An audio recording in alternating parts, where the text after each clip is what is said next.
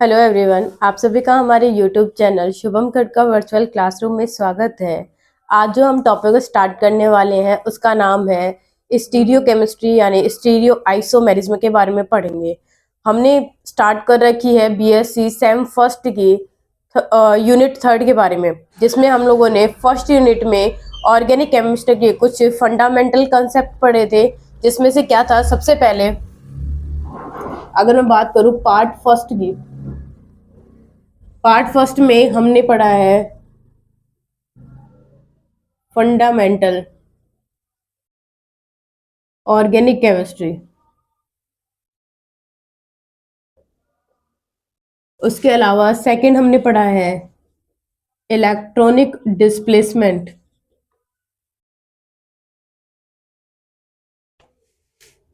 Third topic हमने पढ़ा है टाइप ऑफ इंटरमीडिएट।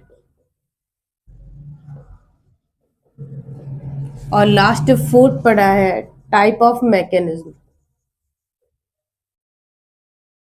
ये है पार्ट फर्स्ट किसका, यूनिट थर्ड का।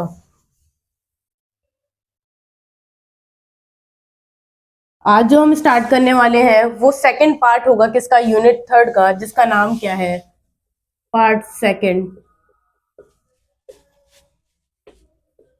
यूनिट थर्ड, जिसमें हम पढ़ेंगे किसके बारे में, स्टीरियो आइसोमेरिज्म के बारे में, त्रिविम समावयवता के बारे में। अब इस त्रिविम समावयवता को स्टार्ट करने से पहले हम ये समझते हैं कि समावयवता होती क्या है। तो स्टार्ट करते हैं स्टार्टिंग से आइसोमेरिज्म के बारे में। आइसोमेरिज्म यानी समावयवता। आइसोमेरिज्म क्या होती है, दो या फिर दो से ज्यादा ऐसे कंपाउंड जिनका मॉलिक्यूलर वेट सेम हो, मॉलिक्यूलर मैं ये कह दूं कि मॉलिक्यूलर क्या हो, फॉर्मूला सेम हो, बट उनका जो क्या है फिजिकल और केमिकल प्रॉपर्टी क्या हो, अलग अलग हो। यानी मैं ये कहूं कि क्या होगी डेफिनेशन आइसोमेरिज्म के बारे में, कि दो या दो से ज्यादा ऐसे कंपाउंड जिनकी मॉलिक्यूलर वेट सेम हो, मॉलिक्यूलर फॉर्मूला सेम हो, यहाँ तक कि उनकी फिजिकल प्रॉपर्टी भी क्या होती है, सेम होगी, लेकिन केमिकल प्रॉपर्टी डिफरेंट होगी, उसे हम कहेंगे आइसोमर्स यानी समावयवी कहेंगे। और इस पूरे फिनोमिना को क्या कहेंगे, आइसोमेरिज्म कहेंगे। तो देखिए क्या कहा है, क्या होना चाहिए, सेम मॉलिक्यूलर फॉर्मूला यानी अणुसूत्र भी सेम होना चाहिए, और साथ ही साथ मॉलिक्यूलर वेट यानी अणु भार भी सेम होना चाहिए, और साथ ही साथ इसकी जो फिजिकल प्रॉपर्टी है, फिजिकल प्रॉपर्टी ये भी सेम होंगी। लेकिन अगर मैं बात करूं किसकी, केमिकल प्रॉपर्टीज की, तो केमिकल प्रॉपर्टीज होंगी डिफरेंट, अलग अलग होंगी। उसी को क्या कहेंगे, उसी को आइसोमर कहेंगे। और इस फिनोमेना को क्या कहेंगे, आइसोमेरिज्म। आइसोमर का मतलब है समावयवी। ठीक है, यह है डेफिनेशन किसके बारे में, आइसोमेरिज्म के बारे में। अब ये जो आइसोमेरिज्म है वो दो टाइप का है। फर्स्ट बात करते हैं किसके बारे में, एक तो होता है स्ट्रक्चरल, स्ट्रक्चरल आइसोमेरिज्म, मेरिज्म यानी संरचनात्मक समावयवता। और दूसरा जो टाइप होगा उसका नाम होगा क्या, स्टीरियो आइसोमेरिज्म। स्टीरियो आइसोमेरिज्म त्रिविम समावयवता जो हमारा चैप्टर है। ठीक है, पहले हम पढ़ते हैं कौन से वाले पॉइंट को, स्ट्रक्चरल आइसोमेरिज्म के बारे में यानी संरचनात्मक समावयवता, इसके बारे में पढ़ेंगे। और सेकंड पढ़ेंगे किसके बारे में, त्रिविम समावयवता के बारे में, त्रिविम समावयवता।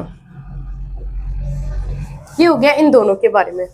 अब हम पढ़ते हैं सबसे पहले किसके बारे में, स्ट्रक्चरल आइसोमेरिज्म के बारे में। क्या होगी इसकी डेफिनेशन, इसकी डेफिनेशन ये होगी कि ऐसे दो ऑर्गेनिक कंपाउंड या दो से ज्यादा ऐसे ऑर्गेनिक कंपाउंड जिनका मॉलिक्यूलर वेट सेम होगा, मॉलिक्यूलर फॉर्मूला भी सेम होगा, लेकिन उसकी जो स्ट्रक्चरल फॉर्मूला है वो डिफरेंट होगा, अलग अलग होगा।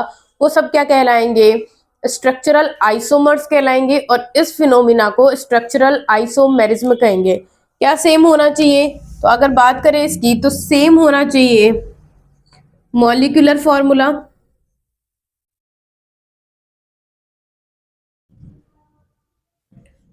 Second same molecular wait,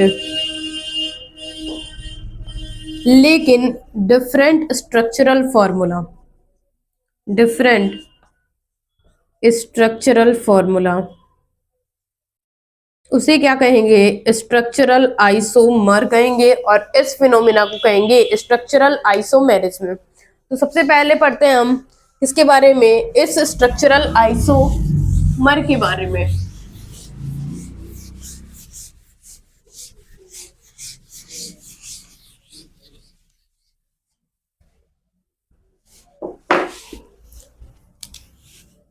first है स्ट्रक्चरल आइसोमेरिज्म। जैसी हमने डेफिनेशन पढ़ी है, क्या ऐसे दो या दो से ज्यादा कंपाउंड जिनका मॉलिक्यूलर फॉर्मूला सेम होगा, मॉलिक्यूलर वेट भी सेम होगा, बट स्ट्रक्चरल फॉर्मूला अलग अलग होगा, उसे क्या कहेंगे? स्ट्रक्चरल आइसोमर कहेंगे। अब मॉलिक्यूलर फॉर्मूला और मॉलिक्यूलर वेट सेम होने से मतलब क्या है? फॉर एग्जाम्पल मैं यहां लेती हूँ क्या, दो आइसोमर्स लेते हैं। फॉर एग्जाम्पल एक मैंने लिया है एन ब्यूटेन, और सेकेंड एग्जाम्पल लिया है मैंने आइसोब्यूटेन। ये मैंने दो एग्जाम्पल लिए। अब स्ट्रक्चरल फॉर्मूला सेम होने से मतलब क्या है? इसका मतलब ये है कि कार्बन कितने हैं इसमें, तो कार्बन है 4, हाइड्रोजन कितने हैं, तो हाइड्रोजन है 10। ठीक है, ये इसका क्या है? एन ब्यूटेन का मॉलिक्यूलर फॉर्मूला है। ठीक है, नेक्स्ट बात करते हैं इसके बारे में। तो इसमें देखिए कार्बन कितने हैं? 4 है, और हाइड्रोजन कितने हैं? 10 है। ये क्या है? Molecular formula. इसका मतलब है ये आपस में क्या हो सकते हैं? आइसोमर हो सकते हैं, क्योंकि इनका क्या है? मॉलिक्यूलर फॉर्मूला सेम है। मॉलिक्यूलर वेट सेम है कि नहीं? तो मॉलिक्यूलर वेट कैसे निकालते हैं? तो हमें पता है कि कार्बन का वेट कितना होता है? 12 इंटू 4, और प्लस में कितना हो जाएगा? हाइड्रोजन का कितना होता है? 1 ही होता है। तो ये वैल्यू क्या आ जाएगी? कितनी आ जाएगी ये वैल्यू? ये आ जाएगी 48। ठीक है, और साथ में 10 कितने हो गए? 58। अगर बात करें इस वाले मॉलिक्यूलर वेट के बारे में, तो इसका भी क्या आएगा? वही सेम, कितना आना है? 58 आना है। यानी मॉलिक्यूलर फॉर्मूला भी सेम है, और मॉलिक्यूलर वेट भी क्या है? सेम है। मॉलिक्यूलर वेट भी क्या है? सेम है। बट स्ट्रक्चरल फॉर्मूला यानी इनका जो रिप्रेजेंटेशन है, दिखाने का जो तरीका है, दिखने का जो तरीका है, वो क्या है? अलग अलग है। इसीलिए इनको क्या कहेंगे? स्ट्रक्चरल आइसोमर्स कहेंगे। अब बात करते हैं स्ट्रक्चरल आइसोमर्स कितने टाइप के होते हैं, तो एक एक के बारे में चर्चा करते हैं।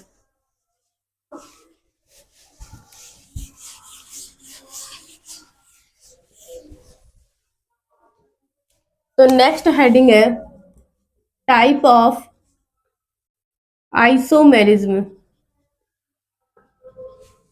टाइप ऑफ आइसोमेरिज्म, उसमें सबसे पहला फर्स्ट टाइप है, फर्स्ट टाइप चैन आइसोमर या आइसोमेरिज्म लिख देते हैं। सेकंड क्या है? सेकंड है पोजिशनल, पोजिशन आइसोमेरिज्म। थर्ड है functional group, functional group isomerism.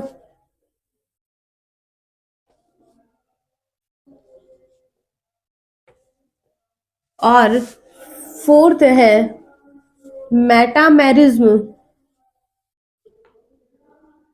और लास्ट फिफ्थ है टोटोमेरिज्म। टोटोमेरिज्म, ये है कितने? 5 टाइप किसके? स्ट्रक्चरल आइसोमेरिज्म के। तो सबसे पहला टाइप है क्या? Chain isomerism.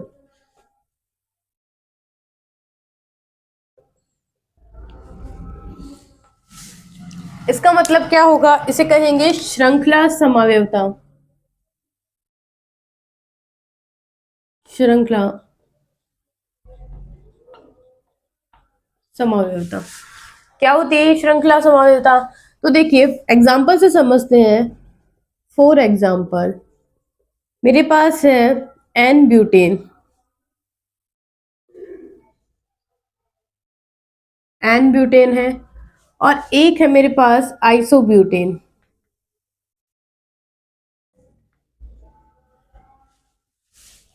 ये है। तो क्या होगा, अगर किसी चेन को यानी किसी श्रृंखला को मैं एक से ज्यादा टाइप से क्या कर सकूं, रिप्रेजेंट कर सकूं, तो ये कौन सा टाइप होगा, ये है आइसो। इसका मतलब है जो एन ब्यूटेन होता है उसके जो आइसोमेरिज्म है कितने हैं, तो हमें पता है ब्यूटेन के दो आइसोमर है। एक क्या होगा, फर्स्ट वाला होगा एन ब्यूटेन और दूसरा क्या होगा आइसोब्यूटेन। अगर इसके आईयूपीएसी नेमिंग की बात करें तो ये क्या है, ये है ब्यूटेन, एन ब्यूटेन, है ना। और अगर इसकी बात करें तो क्या होगा, सबसे पहले हम क्या करते हैं, एक लॉन्ग चेन को सेलेक्ट करेंगे, नंबरिंग इधर से करेंगे, नंबरिंग उधर से करेंगे, जहां से मेरे सब्स्टिट्यूएंट को कम से कम नंबर मिले। दोनों ही तरफ से मेरे सब्स्टिट्यूएंट मतलब चेन के अलावा जो क्या होगा ग्रुप होगा उसे नंबर मिल रहा है 2। ठीक है, अब क्या करेंगे, पहले सब्स्टिट्यूएंट को नंबर देंगे, तो ये है 2, कौन है ये, मेथिल और प्रोपेन। ये इसका आईयूपीएसी नेम हो गया है किसका, आइसोब्यूटेन का। तो क्या होगा, चेन आइसोमेरिज्म का मतलब क्या है, इसमें बनने वाले जो आइसोमर होंगे वो चेन आइसोमर्स होंगे, यानी किसी भी चेन को रिप्रेजेंट करने का जो तरीका होगा उसी को हम क्या कहेंगे, चेन आइसोमर्स कहेंगे। और इस फिनोमिना को चेन क्या कहेंगे, आइसोमेरिज्म कहेंगे। एक और एग्जाम्पल ले लेते हैं और वो एग्जाम्पल होगा पेंटेन का। पेंटेन कितने चेन आइसोमर्स शो करता है, तो हमें पता है पेंटेन क्या होता है, तो ये होता है C5 और H12, ये होता है पेंटेन। इसको रिप्रेजेंट करने का तरीका क्या होगा, एक तो नॉर्मल तरीका है, यानी हम एन पेंटेन ही बना देते हैं कुछ इस तरीके से। ठीक है, ये है एन पेंटेन। दूसरा क्या करेंगे, हम यहाँ से एक मेथिल ग्रुप क्या कर देते हैं, किसी कार्बन पे अटैच कर देते हैं, तो क्या हो जाएगा यहाँ पे CH और ये CH3 और यहाँ पे भी CH3, ये हो गया, सॉरी ये हो जाएगा CH2 CH3, ये आइसो वाला ग्रुप हो गया। अब लास्ट फाइनल क्या होगा, यहाँ पे हम दो मेथिल ग्रुप क्या कर देंगे, अटैच कर देंगे एक ही कार्बन पे, तो ये हो गया इस टाइप का। ठीक है, 3 टाइप के आइसोमर मैंने बना दिए हैं। नेमिंग की बात करें तो ये कौन है, ये तो पेंटेन है। ठीक है, इसकी बात करेंगे तो क्या करेंगे, लॉन्ग चेन को सिलेक्ट करेंगे और नंबरिंग देंगे। नंबरिंग किधर से देंगे, नंबरिंग उधर से देंगे जहां से मेरे सब्स्टिट्यूएंट को क्या मिले, कम से कम नंबर मिले।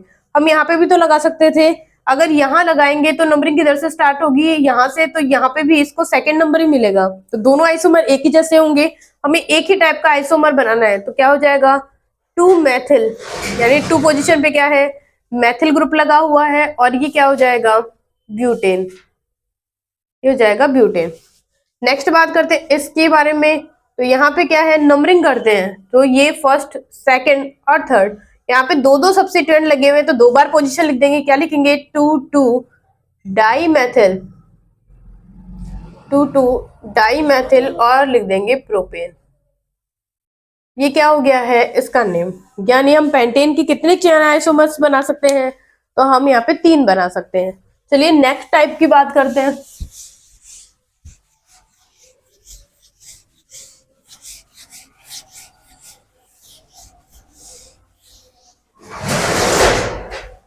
सेकंड पढ़ते हैं हम किसके बारे में, पोजीशन के बारे में, पोजीशन आइसोमेरिज्म।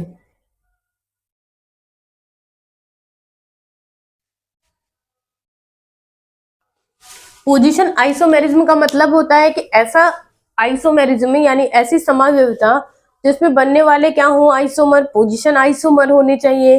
डेफिनेशन क्या हो जाएगी, डेफिनेशन होगी कि 2 या 2 से ज्यादा ऐसे ऑर्गेनिक कंपाउंड जिनका मॉलिक्यूलर वेट, मॉलिक्यूलर फॉर्मूला तो सेम होगा, बट जो पोजीशन होगी किसकी, फंक्शनल ग्रुप की या फिर किसी डबल ट्रिपल बॉन्ड की, तो क्या हो जाएगा वो वो हो जाएगा क्या, पोजीशन आइसोमेरिज्म। ठीक है, फॉर एग्जांपल लेते हैं, एग्जांपल क्या है, एग्जांपल के तौर पे ये ले लेते हैं फर्स्ट, और ये है सेकंड, ये है। अब यहाँ पे सी एल क्या है, एक सब्स्टिट्यूएंट है, ठीक है, और ये भी सी एल क्या है, एक सब्स्टिट्यूएंट है, एक फंक्शनल ग्रुप है ना। तो क्या होगा, यहाँ पे नंबरिंग देंगे तो क्या होगा, 1 2 3, ये कौन है, तो ये है 1 क्लोरोप्रोपेन। हमें 1 लगाने की भी नीड नहीं है, अगर उसकी पोजीशन 1 ही है तो हम क्या कह सकते हैं, उसको क्लोरोप्रोपेन कह सकते हैं। नेक्स्ट, अब नंबरिंग चेंज हो चुकी है तो अब हमें शो करना होगा 1 2 और ये 3। सेकेंड पोजीशन पे क्लोरो ग्रुप लगा हुआ है तो इसका नाम होगा 2 क्लोरोप्रोपेन। इसका मतलब है मेरा क्या है, वो तो मेरी चेन भी सेम है, यानी 3 कार्बन की है, लेकिन इस पे जो ग्रुप लगा हुआ है वो क्या है, अलग अलग पोजीशन पे है। इसीलिए इस आइसोमेरिज्म को क्या कहेंगे, पोजीशन आइसोमेरिज्म कहेंगे। फॉर एग्जाम्पल, एक और एग्जाम्पल ले लेते हैं।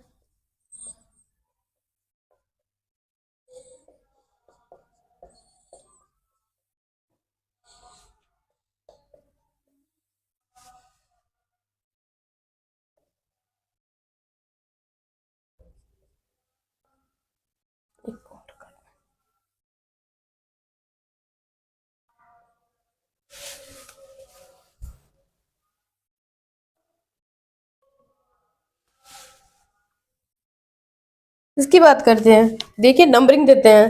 सबसे पहली बात है, इसकी जो पोजीशन है हाइड्रोक्सो ग्रुप की वो क्या है, सेकंड है, क्योंकि नंबरिंग हम उधर से करेंगे जहां से सब्स्टिट्यूएंट को कम से कम नंबर मिले। तो ये क्या है, ये है 2 ब्यूटेनॉल, 2 ब्यूटेनॉल है, जबकि ये क्या है, ये है 1 ब्यूटेनॉल। यानी जो ब्यूटेन की जो पोजीशन है OH ग्रुप की वो क्या है, फर्स्ट है। तो हम यहाँ पे क्या कर रहे हैं, फंक्शनल ग्रुप की पोजीशन यानी जगह को चेंज कर रहे हैं। तो इस आइसोमेरिज्म को क्या कहेंगे, फंक्शनल ग्रुप आइसोमेरिज्म कहेंगे। अब नेक्स्ट बात करते हैं किसके बारे में, अगले आइसोमेरिज्म के बारे में, और उसका नाम है functional group isomerism.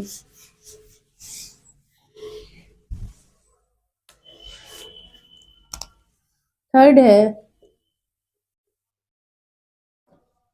Functional group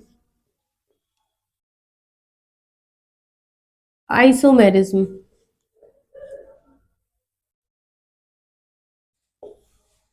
इस आइसोमेरिज्म में क्या होने वाला है, फंक्शनल ग्रुप आइसोमर्स मिलेंगे। कैसे मिलेंगे, तो इसकी डेफिनेशन होगी, 2 या फिर 2 से ज्यादा ऐसे ऑर्गेनिक कंपाउंड जिनका मॉलिक्यूलर वेट और मॉलिक्यूलर फॉर्मूला तो सेम हो, बट अगर बात करें किसकी, फंक्शन ग्रुप की, तो फंक्शनल ग्रुप जो होंगे वो डिफरेंट होने चाहिए। इसे क्या कहेंगे, फंक्शनल ग्रुप आइसोमर्स कहेंगे, और इस फिनोमिना को फंक्शनल ग्रुप आइसोमेरिज्म कहेंगे। तो देखिए इसके लिए एक एग्जाम्पल लेते हैं। एग्जाम्पल,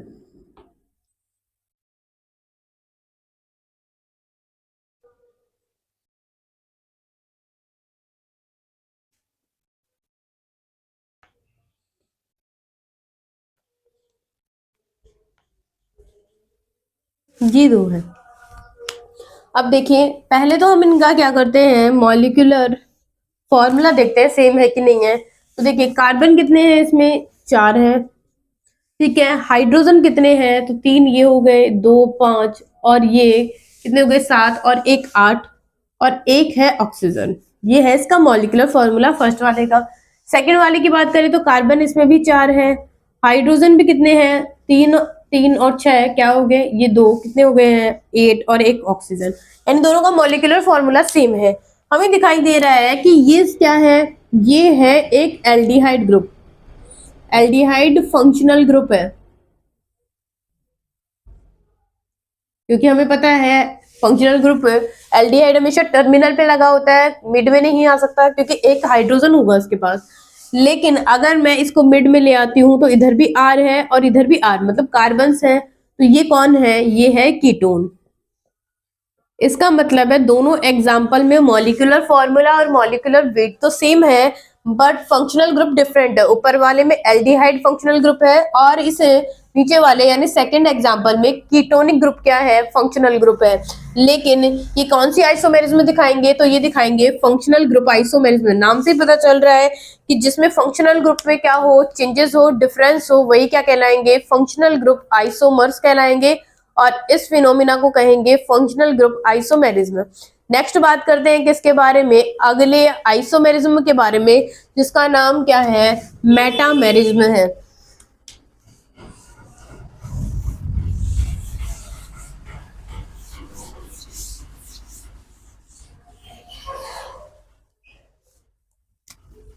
अगला एग्जांपल 4th नंबर है मेटामेरिज्म।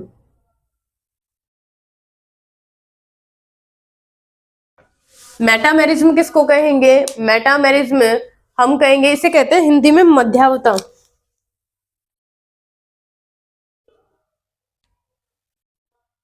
मध्यावता का मतलब होता है मध्य में समावयवता, यानी बीच में क्या होगी, हमें समावयवता दिखाई देगी। क्या बनने वाले हैं इसमें, मध्य समावयवी, यानी क्या बनेंगे यहाँ पे, मेटामर्स बनेंगे। डेफिनेशन क्या होगी, डेफिनेशन ये होगी कि जिसका मॉलिक्यूलर वेट और मॉलिक्यूलर फॉर्मूला तो सेम हो, एक जैसा हो, बट इसमें जो क्या है, जो बीच में कोई भी फंक्शनल ग्रुप आएगा, फंक्शनल ग्रुप, उसके साइडों में जो क्या होंगे, ग्रुप होंगे, यानी मैं कह दूं साइड ग्रुप्स, वो डिफरेंट होंगे, डिफरेंट। क्या होती है ये मेटामेरिज्म, इसका मतलब ये है कि मॉलिक्यूलर फॉर्मूला और मॉलिक्यूलर वेट तो सेम होंगे, बट फंक्शनल ग्रुप भी सेम होने वाला है। लेकिन फंक्शनल ग्रुप के राइट साइड में और लेफ्ट साइड में प्रेजेंट जो ग्रुप होंगे, यानी एल्किल ग्रुप होंगे, वो अलग अलग होंगे। इसी को क्या कहेंगे, मेटामेरिज्म कहेंगे। तो देखिए एग्जाम्पल के तौर पे देखते हैं।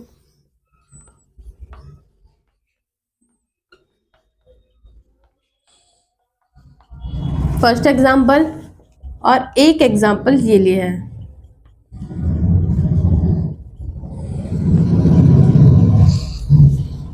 ये दोनों क्या है, मेटामर है कि नहीं है, वो देखते हैं। सबसे पहले बात करते हैं इसके मॉलिक्यूलर वेट के बारे में। तो हमें पता है ये बिल्कुल सेम है, बस ऑक्सीजन का ही फर्क है। यहाँ पे ऑक्सीजन का जो नंबर है वो क्या है, फर्स्ट और सेकंड। ऐसे लग रहा है ना कि जैसे क्या हो गया हो, ऑक्सीजन शिफ्ट हो गया। ऑक्सीजन शिफ्ट नहीं हुआ है, इससे कनेक्टेड क्या है, एल्किल ग्रुप डिफरेंट है। यहाँ पे कौन सा ग्रुप है, तो ये है एक प्रोपिल ग्रुप और ये है एक मेथिल ग्रुप। और ये कौन है, ऑक्सीजन किसके लिए यूज करते हैं, ईथर के लिए।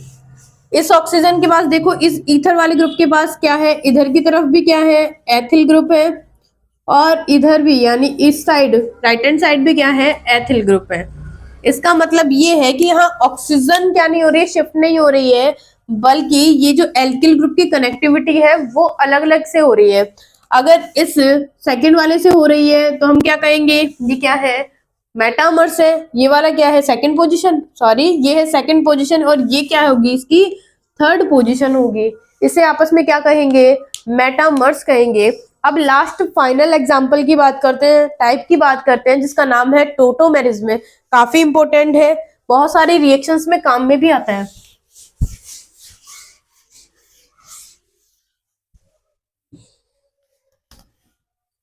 फिफ्थ नंबर टोटोमेरिज्म, इसे कहेंगे चलाव्यवता।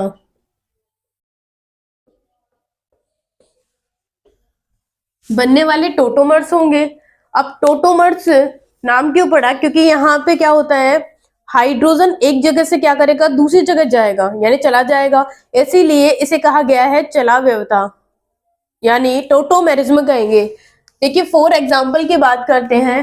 टोटोमेरिज्म का एग्जाम्पल जो है ना, वो कौन से होते हैं, एक तो इमीन वगैरह होती है, या फिर क्या होते हैं, कीटो और इनोल ग्रुप होते हैं।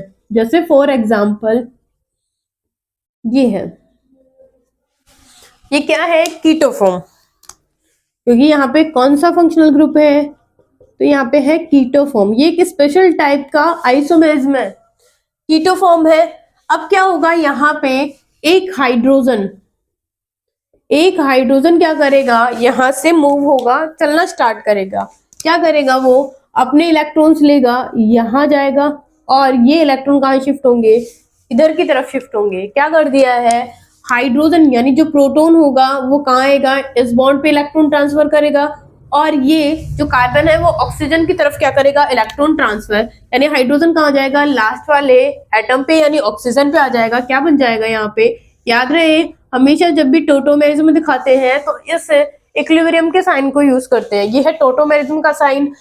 जैसे ये होगा तो यहाँ पे आ जाएगा CH2, और ये डबल बॉन्ड यहाँ क्या आ गया है, COH, और ये है CH3। ये क्या बन चुका है, ये टोटोमेर बन चुका है, किसका, कीटो फॉर्म का। अब देखिए यहाँ पे होगा क्या, यहाँ पे देखिए एक तो मेरे पास ईन है, डबल बॉन्ड है तो ईन है, ठीक है, और साथ में OH फंक्शनल ग्रुप यानी अल्कोहलिक फंक्शनल ग्रुप भी प्रेजेंट है। इसका मतलब है उसका जो सफिक्स होता है वो ऑल होता है, इसीलिए इसको कंबाइनली कौन सी फॉर्म कहते हैं, इनोल फॉर्म कहेंगे। यानी जब भी मुझे क्या करना होगा, इस ग्रुप को एज ए न्यूक्लियोफाइल यूज करना होगा, क्योंकि हमें पता है डबल एल्कीन क्या करती है, एक न्यूक्लियोफाइल की तरह बिहेव करेगी, तो हम इस फॉर्म को यूज करते हैं। और जब मुझे इलेक्ट्रोफिलिक, हमें पता है कार्बोनिल जो होता है वो इलेक्ट्रोफिलिक नेचर का होता है, तो इसका मतलब है यहाँ पे क्या होने वाला है, कीटो फॉर्म का यूज होगा। तो ये है किसके बारे में, टोटोमेरिज्म के बारे में। ये दोनों यानी कीटो और इनोल फॉर्म आपस में क्या है, तो ये आपस में टोटोमर हैं, और जो टोटोमर बनाते हैं उस कंसेप्ट को क्या कहेंगे, टोटोमेरिज्म कहेंगे। आज हमने पढ़ा है किसके बारे में, थोड़ा सा इंट्रोडक्शन देखा है आइसोमेरिज्म के बारे में। आइसोमेरिज्म दो टाइप का होगा, एक तो स्ट्रक्चरल और दूसरा होगा क्या, स्टीरियो आइसोमेरिज्म। स्ट्रक्चरल में हम लोगों ने 5 टाइप पढ़े, सबसे पहला चैन isomer, second positional, third functional group, fourth metamerism, और लास्ट 5th है टोटोमेरिज्म के बारे में। ठीक है, अब ये क्या है, ये जो चैप्टर है, ये यूनिट है, बिल्कुल नई है आप लोगों के लिए। आप लोगों ने इसको 11th और 12th में भी नहीं पढ़ा है, तो बिल्कुल नई है, तो एक एक पॉइंट को क्लियर करते हुए चलेंगे। तो आप लोग हमारे साथ बने रहिए, हमारे इस चैनल को सब्सक्राइब कीजिए, हमारे वीडियो को शेयर कीजिए। धन्यवाद।